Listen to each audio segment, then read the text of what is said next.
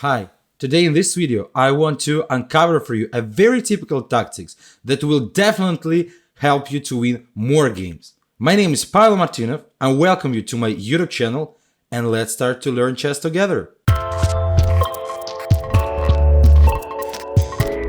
Here is white to move, and what do you see firstly in this position? As for me, I can see that the bishop is looking very dangerous to the black's king. And we definitely want to use this. Especially in this typical French pawn structure, we always need to count this bishop h7 ideas. And for this reason, white pinned here h4.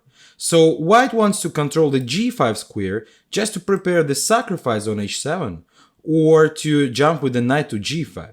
For example, if black will try to counter here white in the center with the c5 move, I can definitely take on h7, and that is typical combination. This brings us a winning position. King takes h7, knight g5. The main idea that if the king will go to g8, I can go queen h5 with the idea of queen h7 checkmate. Black needs to take on g5, takes, and our rook is joining with the queen this game. And after, for example, f5, just to make the f7 square empty, I can go g6, and basically queen h8 right now is unpreventable. So the checkmates goes to the next move. After the knight g5 move, black can choose other options. Or on king g6, I even can play here knight e2. My knight is coming to f4, later queen can jump to h5, and basically white's attack is unstoppable, so it's absolutely winning for white. If the king goes to h6, the last square that he can go, I can go queen d3. Again, my idea is to go queen h7, and after g6, I can even go h5. I can even sacrifice this knight, but I want to activate my rook with the h-line with h takes g6 idea. And in this position, you can check it by your own if you want. Believe me, black can't stop the checkmate. Returning to the game, black played f6 here, trying to cover all these ideas of the g5 square.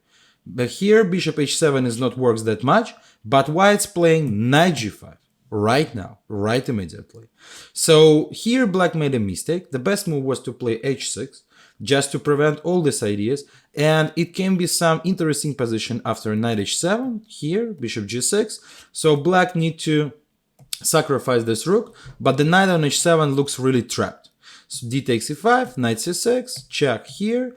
White needs to do something with this knight. The best way is to sacrifice him, because on g takes f6, queen g6, the attack starts to be very strong. Even the rook can connect later on to the attack. So the best option for black here is just to take with the bishop, and that can be sort of position like this. Very complicated, very unpredictable by the result. Black still have a compensation for the material. So returning back, after knight g5, f takes g5 was played, and after bishop takes h7, white's attack is unstoppable. King takes h7, check.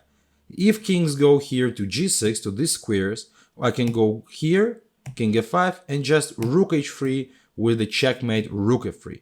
It's basically unstoppable checkmate next move. Returning back, after the king g8, white still can win. And here is a good moment for you to press pause in this position and try to find the solution for white by your own.